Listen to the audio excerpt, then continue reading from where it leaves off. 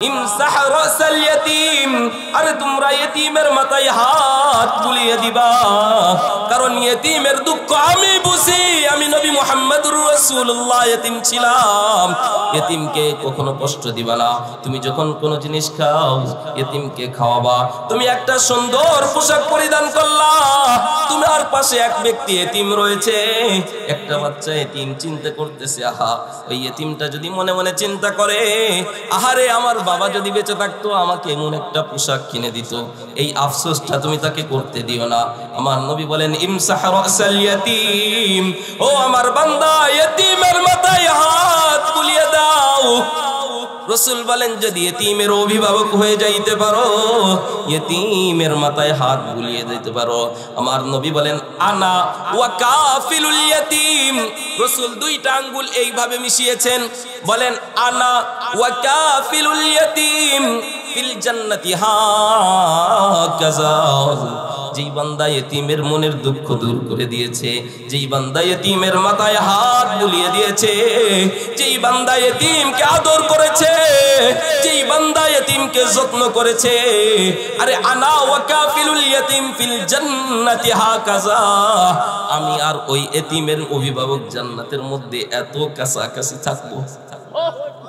আরে কোন বান্দা যদি রাসূলের সাথে জান্নাতে যাইতে চায়, কোন বান্দা যদি চায় আরে রাসূলের সাথে জান্নাতের মধ্যে এত কাছাকাছি থাকবে, জান্নাতের মধ্যে রাসূলের সাথে থাকবে, আমার নবী বলেন ও বান্দা তুমি ইতিমের মাথায় হাত বুলিয়ে দাও, ইতিমের মনের কষ্ট দূর করে দাও।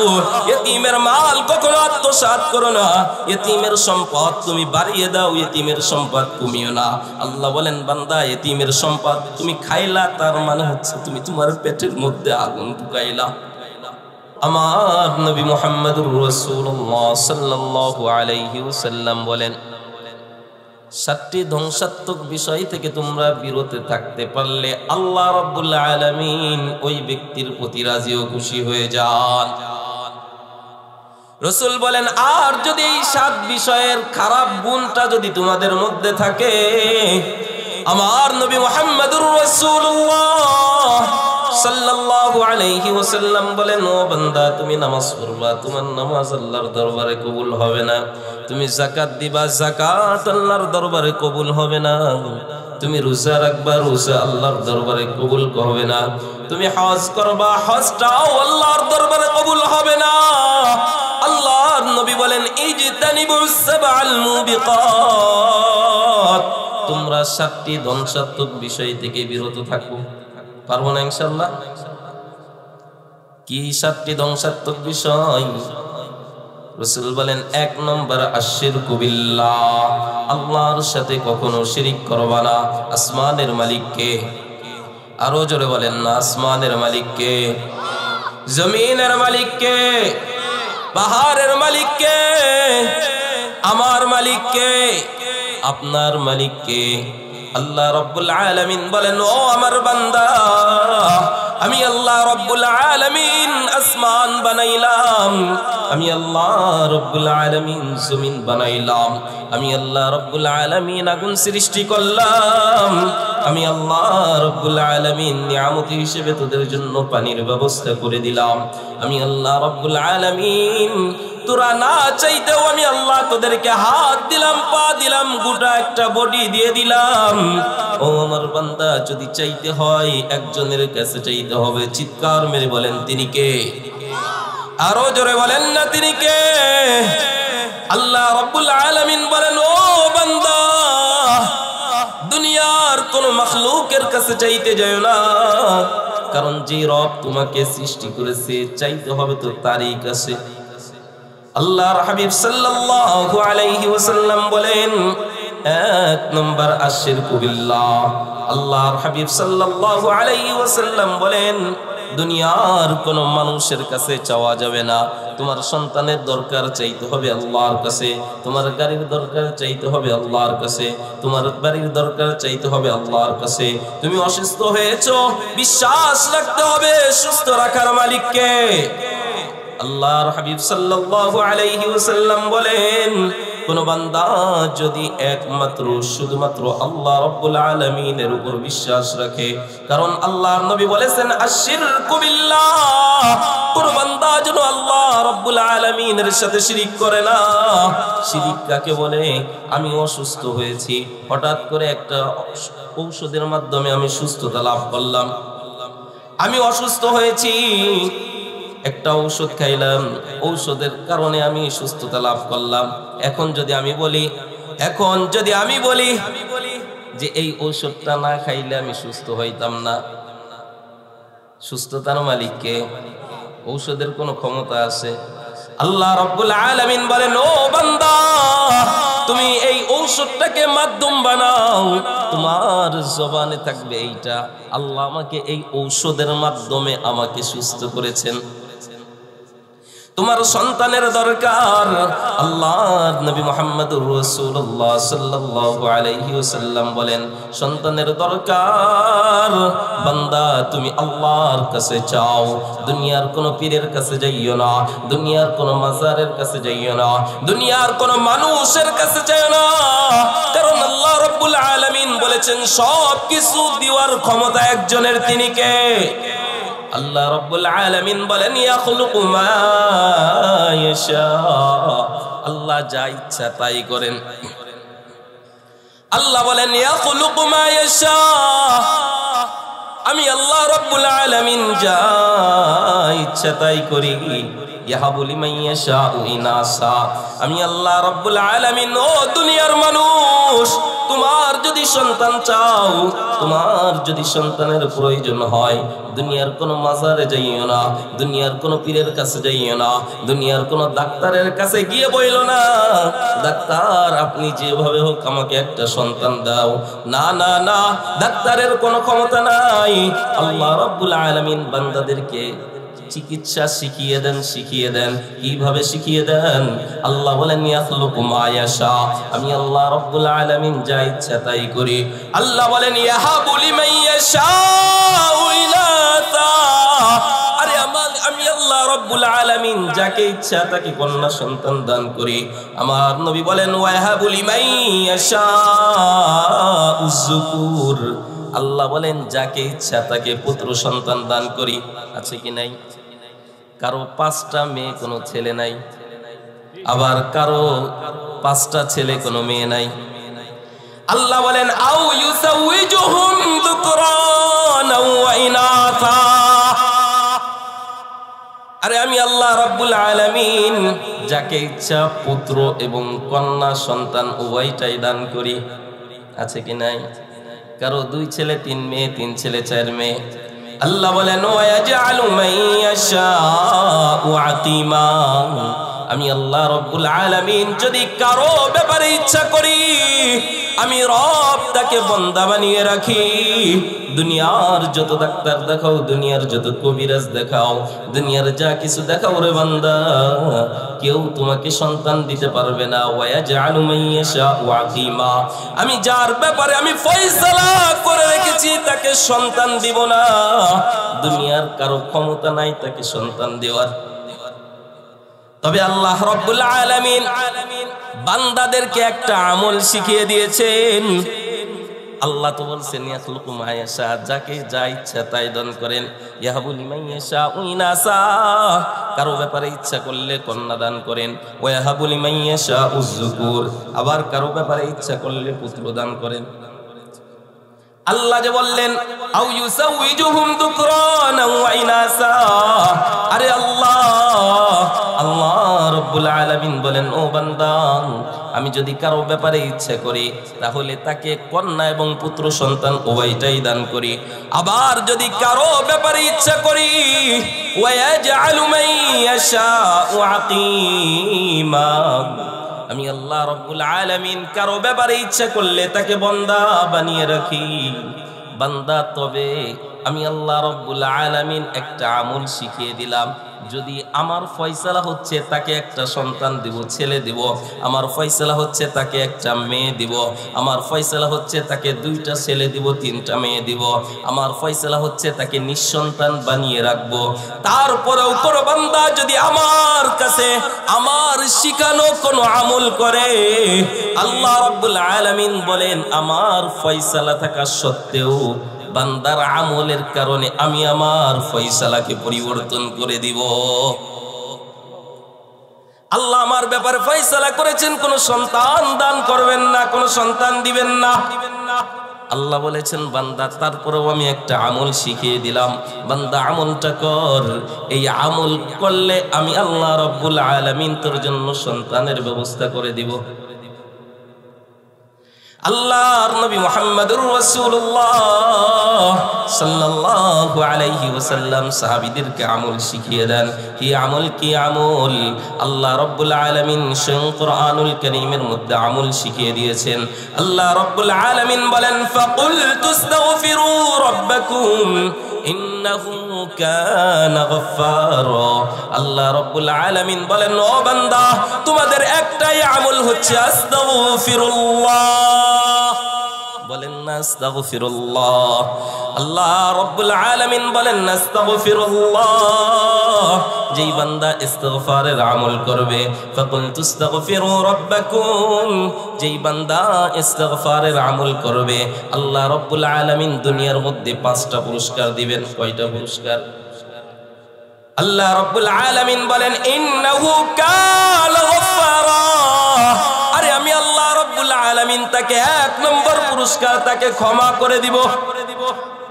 ইউরসিলিস সামা আলাইকুম মিদরারা। আমি আল্লাহ রাব্বুল আলামিন আসমান থেকে তার জন্য বৃষ্টির ব্যবস্থা করে দিব। ওয়ায়ুমদিদকুম বিআমওয়াল।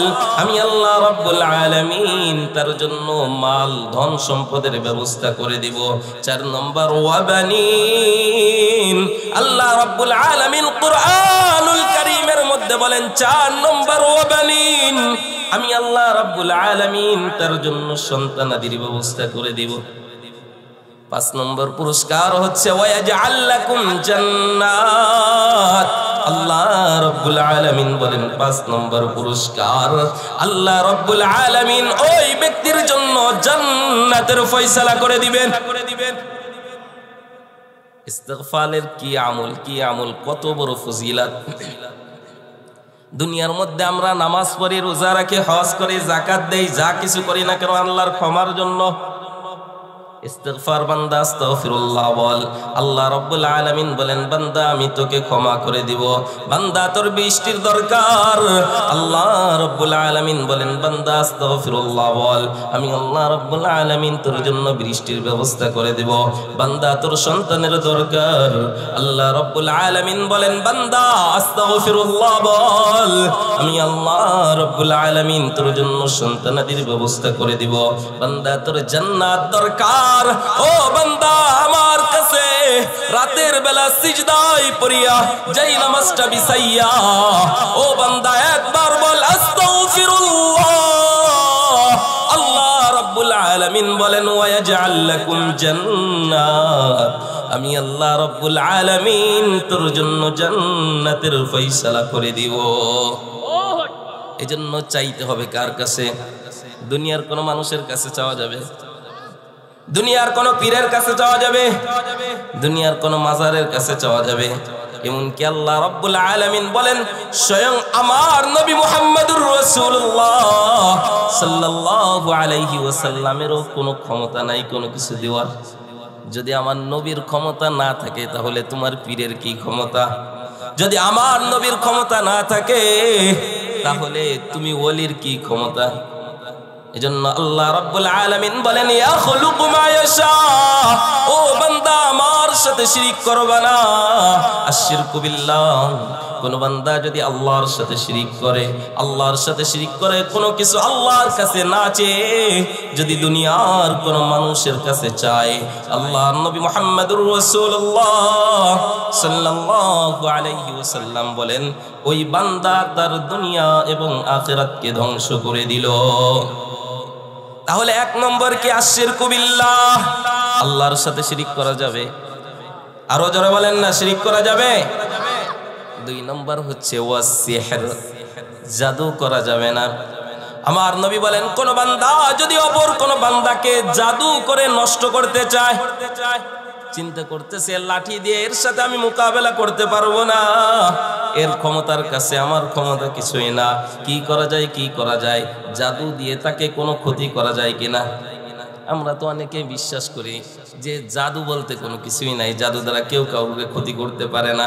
আরে আমার নবী মুহাম্মদুর রাসূলুল্লাহ সাল্লাল্লাহু আলাইহি ওয়াসাল্লাম বলেছেন, ও আমার সাহাবীরা, তোমরা জাদু টুনা থেকে তোমরা সর্বদা বিরত থাকো, কেউ কাউকে জাদু করো না। আরে জাদু টুনা যদি না থাকতো তাহলে ইহুদি আমার রাসূলকে কিভাবে জাদু করলো? আল্লাহর নবী মুহাম্মদুর রাসূলুল্লাহ সাল্লাল্লাহু আলাইহি ওয়াসাল্লাম বিছানার থেকে উঠতে পারে না, বিছানার থেকে উঠতে পারেন না, নামাজ পড়বেন বিছানার থেকে উঠতে পারেন না, শরীরে জ্বর, শরীরে অনেক ব্যথা। আমার নবী মুহাম্মদুর রাসূলুল্লাহ এত অসুস্থ, এত অসুস্থ, অসুস্থতার কারণে উঠতে পারেন না। আল্লাহ রাব্বুল আলামিন জিবরিল আমিনকে পাঠিয়ে দেন। জিবরিল আমিন বলেন, ইয়া রাসূলুল্লাহ, ইয়া হাবিবাল্লাহ, আরে অমুক ইহুদি আপনাকে জাদু করেছে। ইয়া রাসূলুল্লাহ, ইয়া হাবিবাল্লাহ, স্বয়ং আল্লাহ রাব্বুল আলামিন এই জাদু টুনা থেকে বাঁচার জন্য স্বয়ং আল্লাহ রাব্বুল আলামিন আপনাকে আমল শিখিয়ে দিয়েছেন। আরো জোরে বলেন না সুবহানাল্লাহ। আল্লাহ রাব্বুল আলামিন তার হাবিবকে আমল শিখিয়ে দেওয়ার মাধ্যমে গোটা বিশ্বের মুসলিম জাতিকে আমল শিখিয়ে দেন। এর মানে কি, আল্লাহ রাব্বুল আলামিন তার হাবিবকে আমল শিখিয়ে দিয়ে আমাদেরকে এটা মেসেজ দিয়ে দেন, কোন বান্দা যদি অপর কোন বান্দাকে জাদু করে, আর কোন বান্দা যদি এই জাদু থেকে হেফাজত থাকতে চায়, রাসূলের এই দেওয়া আমল যদি তোমরা ওই আমলটা করতে পারো, আল্লাহ রাব্বুল আলামিন ওই বান্দাকে জাদু টুনা থেকে বিরত রাখবেন। রাসূলকে কি আমল শিখিয়ে দিলেন? আল্লাহ নবী মুহাম্মদুর রাসূলুল্লাহ সাল্লাল্লাহু আলাইহি ওয়াসাল্লামকে জিবরিল আমিন শিখিয়ে দেয়, ইয়া রাসূলুল্লাহ, ইয়া হাবিবাল্লাহ, আপনি 3 বার সূরা ইখলাস, 3 বার সূরা ফালাক, 3 বার নাস পাঠ করেন, আল্লাহ রাব্বুল আলামিন আপনাকে এই সমস্ত জাদু টুনা থেকে মুক্তি দান করবেন। আমার নবী মুহাম্মদুর রাসূলুল্লাহ এই আমলটা করেন, আল্লাহ রাব্বুল আলামিন আমার নবীকে সুস্থ করে দেন। আমার নবী মুহাম্মদুর রাসূলুল্লাহ সাল্লাল্লাহু আলাইহি ওয়াসাল্লাম সাহাবীদেরকে বলেন, ও আমার সাহাবীরা, তোমরা যদি দুনিয়ার মানুষ শয়তানের ধোঁকা থেকে বাঁচতে চাও, তোমরা যদি দুনিয়ার কোন জিনের ক্ষতি থেকে বাঁচতে চাও, তোমরা যদি দুনিয়ার কোন মানুষের শত্রুতা থেকে বাঁচতে চাও, ফজরের পরে 3 বার সূরা ইখলাস, 3 বার সূরা ফালাক, 3 বার নাস পাঠ করো। মাগরিবের পরে সূরা ইখলাস, সূরা ফালাক, সূরা নাস পাঠ করো। আমার নবী মুহাম্মদুর রাসূলুল্লাহ বলেন, দুনিয়ার কোন মানুষ শয়তান, কোন জিন শয়তান ওই বান্দার কোনো ক্ষতি করতে পারবে না। তাহলে 2 নাম্বার হচ্ছে ওয়াসিহর, জাদু করা যাবে। রাসূল বলেন, কেউ কাউকে যদি জাদু করে তাহলে সে তার দুনিয়া এবং আখিরাতকে ধ্বংস করে দিল। 3 নাম্বার ওয়াকলু মালিল ইয়াতীম, ইয়েতিমের মাল ভক্ষণ করা যাবে না। আল্লাহ রাব্বুল আলামিন কুরআনুল কারীমের মধ্যে বলেন, ইন্নাল্লাযীনা ইয়াকুলুনা আমওয়ালাল ইয়াতামা যুলমান ইন্নামা ইয়াকুলুনা ফি বুতুনিহিম নারা। ও দুনিয়ার মানুষেরা, ও আমার বান্দারা, তোমরা কখনো ইয়েতিমের মাল ভক্ষণ করো না, তোমরা কখনো ইয়েতিমের মাল ভক্ষণ করো না।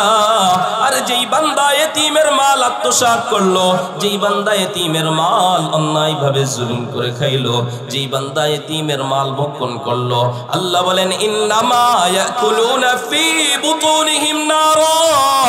ও বান্দা, তুই ইয়েতিমের মাল খাইলি না, ইয়েতিমের মাল খাইলি না, আরে তুই তোর পেটের মধ্যে আগুন ঢুকাইলি। আল্লাহ বলেন, ইন্নামা ইয়াকুলুনা ফি বুতুনিহিম নারা। তুমি দুনিয়ার মধ্যে ইতিমের মাল খাইলা, তুমি ইতিমের মাল খাইলা রে বান্দা। ইন্নামা ইয়াকুলুনা ফি বুতুনিহিম নারা, ও বান্দা তুই তোর পেটের মধ্যে আগুন ঢুকাইলি। দুনিয়ার মধ্যে সামান্য সম্পদ তুমি আত্মসাৎ করলা, ইতিমের মাল খাইলা। আল্লাহ বলেন বান্দা তুই ইতিমের মাল খাস না, ইতিমের মাল খাস না, ইতিমের ধন সম্পদ আত্মসাৎ করো না। তুমি ইতিমের সম্পদ আত্মসাৎ করলা, তার মানে হচ্ছে তোমার পেটের মধ্যে আগুন ঢুকাইলা। তোমার পেটের মধ্যে আগুন ঢুকাইলা মানে কি? তুমি আল্লাহর জাহান্নামে চলে গেলা। আমার নবী মুহাম্মদুর রাসূলুল্লাহ বলেন, ও আমার সাহাবীরা, তোমরা কখনো কোনো ইতিমকে কষ্ট দিও না। ও আমার সাহাবীরা, তোমরা কখনো কোনো ইতিমকে কষ্ট দিও না, কারণ আমি নবী মুহাম্মদুর রাসূলুল্লাহ সাল্লাল্লাহু আলাইহি ওয়াসাল্লাম ইতিম ছিলাম। ছোটবেলায় যখন আমি খেলাধুলা করতাম, সমস্ত বাচ্চাদের গার্ডিয়ান সন্ধ্যাবেলা তাদেরকে নিতে আসতো। তাদের বাবারা তাদের হাত ধরে নিয়ে যাইতো। আরে আমি নবী মুহাম্মদুর রাসূলুল্লাহর হাত কেউ ধরতে আসতো না। রে ইতিমের মনের দুঃখ আমি বুঝি, আমি বুঝি। ও আমার সাহাবীরা, ও আমার উম্মতেরা, তোমরা কেউ কখনো ইতিমের মনে কষ্ট দিও না।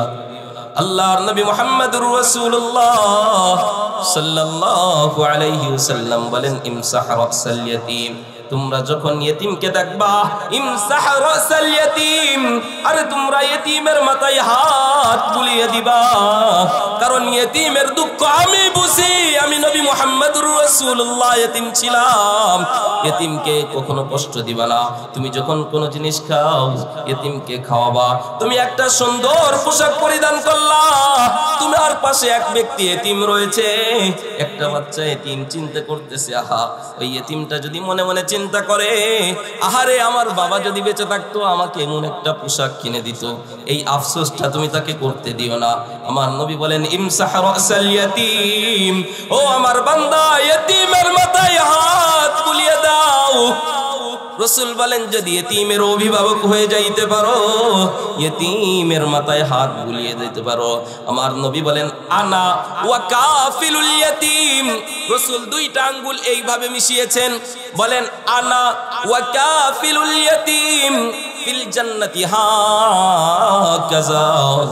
যেই বান্দা ইতিমের মনের দুঃখ দূর করে দিয়েছে, যেই বান্দা ইতিমের মাথায় হাত বুলিয়ে দিয়েছে, যেই বান্দা ইতিমকে আদর করেছে, যেই বান্দা ইতিমকে যত্ন করেছে, আরে আনা ওয়া কাফিলুল ইয়াতীম ফিল জান্নাতি হাকাযা, আমি আর ওই ইতিমের অভিভাবক জান্নাতের মধ্যে এত কাছাকাছি থাকবো। আরে কোন বান্দা যদি রাসূলের সাথে জান্নাতে যাইতে চায়, কোন বান্দা যদি চায় আরে রাসূলের সাথে জান্নাতের মধ্যে এত কাছাকাছি থাকবে, জান্নাতের মধ্যে রাসূলের সাথে থাকবে, আমার নবী বলেন, ও বান্দা তুমি ইতিমের মাথায় হাত বুলিয়ে দাও, ইতিমের মনের কষ্ট দূর করে দাও।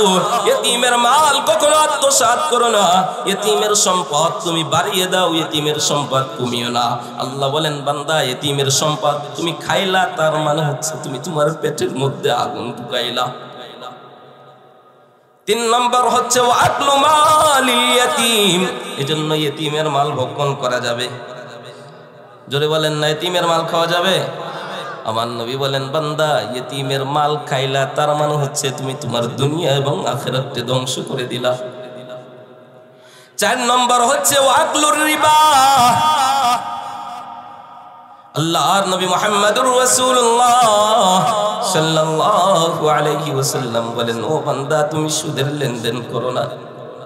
ও বান্দা তুমি নামাজ পড়লা, রোজা রাখলা, হজ করলা, যাকাত দিলা, তারপরে সাথে সাথে যদি তুমি সুদের লেনদেন করো, ওয়াকলুর রিবা, সুদ খাওয়া যাবে না।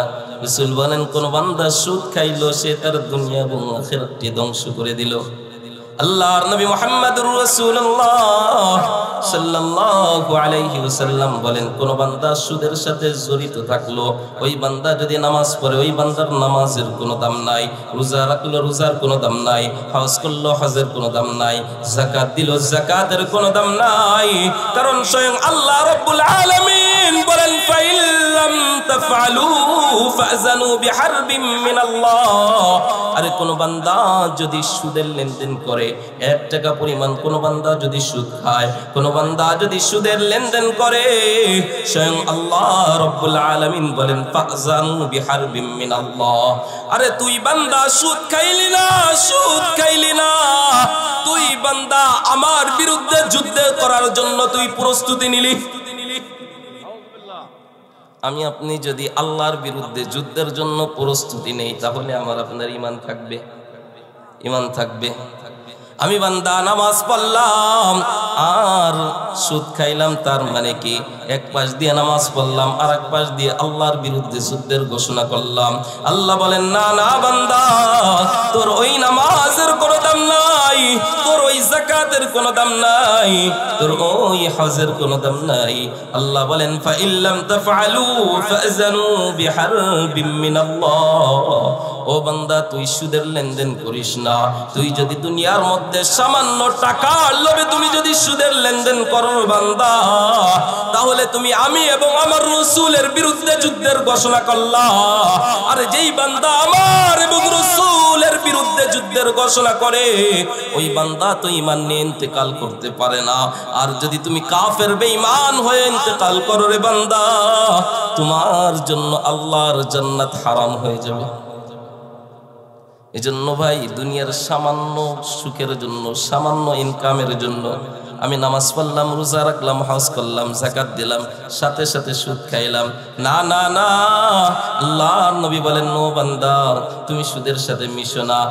স্বয়ং আল্লাহ বলেছেন ফাইল্লাম তাফআলু ফাযানু বিহারবিম মিনাল্লাহ। যেই বান্দা সুদ খাইলো, ওই বান্দা স্বয়ং আল্লাহ এবং তার রাসূলের বিরুদ্ধে যুদ্ধের ঘোষণা করলো।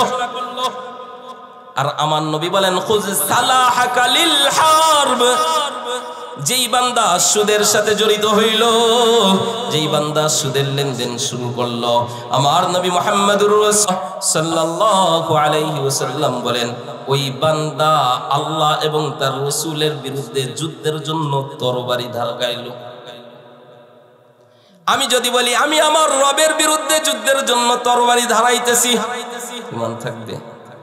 আরে যেই রব তোকে সৃষ্টি করলো, যেই রব আমাকে চক্ষু দিল, যেই রব আমাকে হাত দিল, যেই রব আমাকে পা দিল, যেই রব আমাকে গোটা একটি বডি দিয়ে দিল, আসমানের মতো ছাদ দিল, জমিনের মতো বাসস্থান দিয়ে দিল, ওই রবের গোলামি না কইরা আমি বান্দা যদি ওই রবের বিরুদ্ধে যুদ্ধের ঘোষণা করি, তাহলে আমার মতো নাফরমান, আমার মতো মুনাফিক পৃথিবীতে একটা আছে? আল্লাহ রাব্বুল আলামিন বলেন আল্লাযীনা ইয়াকুলুনার রিবা লা ইয়াকুমুনা ইল্লা কামা ইয়াকুমুল্লাযী ইয়াতাখাব্বাতুশ শাইতানু মিনাল মাস। ও বান্দা, দুনিয়ার মধ্যে যেই বান্দা সুদের সাথে লেনদেন করবে, সুদের লেনদেন করবে, দুনিয়ার মধ্যে যেই বান্দা সুদের সাথে জড়িত থাকবে, লা ইয়াকুমুনা ইল্লা কামা ইয়াকুমুল্লাযী ইয়াতাখাব্বাতুশ শাইতানু মিনাল মাস। আল্লাহ রাব্বুল আলামিন কিয়ামতের ময়দানে ওই বান্দাকে পাগল বানাইয়া উঠাবেন। আল্লাহ বান্দাকে পাগল কেন বানাবেন? কেন বানাবেন? দুনিয়ার মধ্যে একটা এমপি, একটা মন্ত্রী, একটা প্রভাবশালী যদি পাগল থাকে, কেন দাম আছে? রাস্তার মধ্যে পড়ে থাকে, এমপিও যদি পাগল হয়, পাগলের কোনো দাম নাই। আল্লাহ বান্দাদেরকে বুঝানো, আমার বান্দা, আরে দুনিয়ার মধ্যে কোনো পাগলের কোনো দাম নাই। তুই বান্দা যদি দুনিয়ার মধ্যে আমার নাফরমানি করিস, তুই বান্দা যদি দুনিয়ার মধ্যে আমার নাফরমানি করে সুদের লেনদেন করে বান্দা, আখিরাতে তোর কাছে, আখিরাতে আমার কাছে তোর কোনো দাম নাই, তোর কোনো দাম নাই। আমি আল্লাহ রাব্বুল আলামিন কিয়ামতের ময়দানে তোকে পাগল বানাইয়া উঠাবো। আমার নবী বলেন আকিলুর রিবা ইউবাতু ইয়াউমাল কিয়ামাতি মাজনুনান ইউখনাকু। যেই বান্দা দুনিয়ার মধ্যে সুদের লেনদেন করবে, আমার নবী মুহাম্মদুর রাসূলুল্লাহ সাল্লাল্লাহু আলাইহি ওয়াসাল্লাম বলেন কিয়ামতের ময়দানে আল্লাহ রাব্বুল আলামিন ওই বান্দাকে গলায় ফাঁস অবস্থায় উঠাবে। যে একবার গলায় ফাঁস দিছে, সে ওই ফাঁসের মজা বুঝে। আল্লাহর নবী বলেন নো বান্দা, দুনিয়ার মধ্যে কখনো তুমি সুদের লেনদেন করো না। সুদের লেনদেন করবা 1 নম্বর পাগল বানাইয়া উঠাবেন, 2 নম্বর গলায় ফাঁস অবস্থায় উঠাবেন। আমার নবী বলেন ইদা যাহারাস জিনা ওয়ার রিবা ফি ক্বারিয়া ক্বাদ আহাল্লু বিআনফুসিহিম আযাবাল্লাহ। ও আমার বান্দারা শুনে রাখো, যে এলাকার মধ্যে বেশি জিনা ব্যভিচারী হয়, যে এলাকার মধ্যে সুদের কারবার বেশি হয়, ক্বাদ আহাল্লু বিআনফুসিহিম আযাবাল্লাহ, ওই এলাকার মানুষ আল্লাহর কাছে চাইলো, ও আল্লাহ তোমার রহমতের কোনো দরকার নাই, তোমার রহমতের কোনো দরকার নাই, তোমার আযাব দিওয়ার থাকলে তুমি আমাদেরকে আযাব দাও, আমরা আযাব চাই। আল্লাহর নবী বলেন কোন বান্দা সুদের লেনদেন করলো, ওই এলাকার পক্ষ থেকে তারা চাইলো যে আল্লাহ আমাদের উপর আযাব দাও, আল্লাহ এই এলাকার উপর আযাব দাও, আল্লাহ এই বাড়ির উপর আযাব দাও, আল্লাহ এই মহল্লার উপর আযাব দাও, আল্লাহ এই দেশের উপর আযাব দাও। আল্লাহর নবী বলেন ও আমার বান্দা, ও আমার সাহাবীরা, ও আমার উম্মতেরা, তোমরা যদি আল্লাহর আযাব, আল্লাহর গজব থেকে বাঁচতে চাও তাহলে সুদের লেনদেন ছেড়ে দাও। কারণ আল্লাহর নবী বলেছেন ইদা যাহারাস জিনা ওয়ার রিবা ফি ক্বারিয়া, যখন কোন এলাকার মধ্যে সুদের কারবার শুরু হয়ে যায়, বিস্তার হয়ে যায়, আল্লাহর নবী বলেন ক্বাদ আহাল্লু বিআনফুসিহিম আযাবাল্লাহ, আরে ওই এলাকার মানুষ নিজেদের জন্য বৈধ করে নিল, আল্লাহ রাব্বুল আলামিন ওই ব্যক্তির উপর আযাব দেখ, ওই এলাকার উপর আযাব দেখ। আমার নবী বলেন যদি দেখতেছো তোমাদের এলাকার মধ্যে আযাব আসতেছে, গজব আসতেছে, সুদখোরদেরকে এলাকা থেকে বের করে দাও, আযাব বন্ধ হয়ে যাবে। তাহলে সুদখোরদের উপর আল্লাহ রাব্বুল আলামিন কি পরিমাণ নারাজ, কি পরিমাণ নারাজ। আল্লাহর নবী বলেন কোন বান্দা 1 টাকা সুদ খাইলো, ওই বান্দা 36 বার জিনার চাইতে, 36 বার ব্যভিচারীর চাইতে বড় অপরাধ করলো। আরে এই এলাকার যে কোন একটা বাড়িতে যদি আমরা দেখি যে জিনা ব্যভিচার হয়েছে, আমরা থুতু দেই, সিসি দেই, মনে করি কত খারাপ কাজ না করেছে। আর আমার পাশে বসে কত মানুষ সুদ খাচ্ছে, আমরা কোনো কিছুই মনে করি না। এই জন্যই মুসলমান অধঃপতনে। আল্লাহর নবী বলেন ইদা যাহারাস জিনা ওয়ার রিবা ফি ক্বারিয়া, আরে যেই এলাকার মধ্যে জিনা ব্যভিচার এবং সুদের লেনদেন চালু হয়ে যায়, ওই এলাকার মানুষ চাইলো আল্লাহর গজব তাদের উপর আসুক। আল্লাহর নবী মুহাম্মদুর রাসূলুল্লাহ সাল্লাল্লাহু আলাইহি ওয়াসাল্লাম কে আল্লাহ রাব্বুল আলামিন জান্নাত জাহান্নাম ঘুরিয়ে দেখাইতেছেন মিরাজের রাতে। জিবরিল আমিন আল্লাহর নবী মুহাম্মদুর রাসূলুল্লাহ সাল্লাল্লাহু আলাইহি ওয়াসাল্লাম কে জান্নাত জাহান্নাম ঘুরিয়ে দেখাচ্ছেন। আল্লাহর নবী দেখতেছেন এক শ্রেণীর মানুষ, তাদের পেট বিশাল বড়, তাদের পেট বিশাল বড়, পেটের মধ্যে বিষধর ছাপ তাদেরকে ছবল করতেছে, ছবল করতেছে। আমার নবী বলেন ও জিবরাইল বলো না এরা কারা, এদের পেট এত বড় কেন এবং পেটের মধ্যে সাপ কেন? আমার নবী মুহাম্মদুর রাসূলুল্লাহ সাল্লাল্লাহু আলাইহি ওয়াসাল্লামের কথা শুনে জিবরিল আমিন বলেন ইয়া রাসূলুল্লাহ ইয়া হাবিবাল্লাহ, এরা হচ্ছে ওই সমস্ত নাফরমান, দুনিয়ার মধ্যে সামান্য কিছু লাভের জন্য এরা সুদের লেনদেন করত। আল্লাহ রাব্বুল আলামিন কিয়ামত পর্যন্ত এদের শাস্তি দিয়েছেন, পেটের মধ্যে সাপ ভরে দিয়েছেন। যেই টাকা সুদ খাইতো ওই টাকাকে আল্লাহ রাব্বুল আলামিন সাপে রূপান্তরিত করে দিয়েছেন।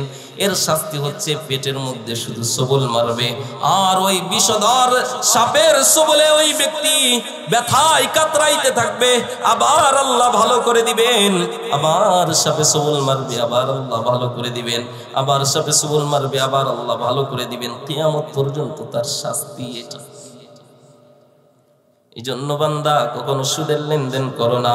দুনিয়ার সামান্য অর্থের জন্য যেই বান্দা সুদের লেনদেন করে, দুনিয়ার সামান্য টাকার জন্য যেই বান্দা সুদের লেনদেন করে, বান্দা তুমি সুদের লেনদেন করলা, নামাজ পড়লা, ওয়াল্লাহি তাল্লাহি বিল্লাহি, আল্লাহর কসম করে বলছি, আল্লাহর কসম করে বলতেছি, তুমি সুদের লেনদেন করলা, সুদ খাইলা আর নামাজ পড়লা, ওই নামাজের কোনো দাম নাই। এই জন্য 4 নম্বর হচ্ছে ওয়া আকলুর রিবা, সুদ থেকে বিরত থাকতে হবে। কোন বান্দা যদি সুদ থেকে বিরত না থাকতে পারে তাহলে তার দুনিয়াও ধ্বংস, আখিরাতও ধ্বংস।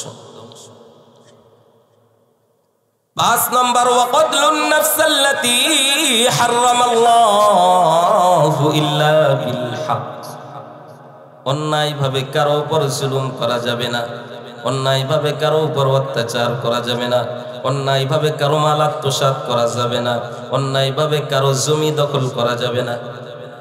আল্লাহর নবী বলেন ওয়া কতলুন নাফসাল্লাতী হারামাল্লাহু ইল্লা বিল হক, কোন বান্দা যদি অন্যায়ভাবে অপরের উপর জুলুম করে, অন্যায়ভাবে কারো মাল আত্মসাৎ করে, অন্যায়ভাবে কারো উপর জুলুম করে, কারো মাল আত্মসাৎ করে, কারো জমি দখল করে, কারো মাল আত্মসাৎ করে খায়, কারো উপর আক্রমণ করে, অথবা অন্যায়ভাবে কাউকে হত্যা করে, আমার নবী মুহাম্মদুর রাসূলুল্লাহ সাল্লাল্লাহু আলাইহি ওয়াসাল্লাম বলেন ওই বান্দা তার দুনিয়া এবং আখিরাত উভয়টাকে ধ্বংস করে দিল।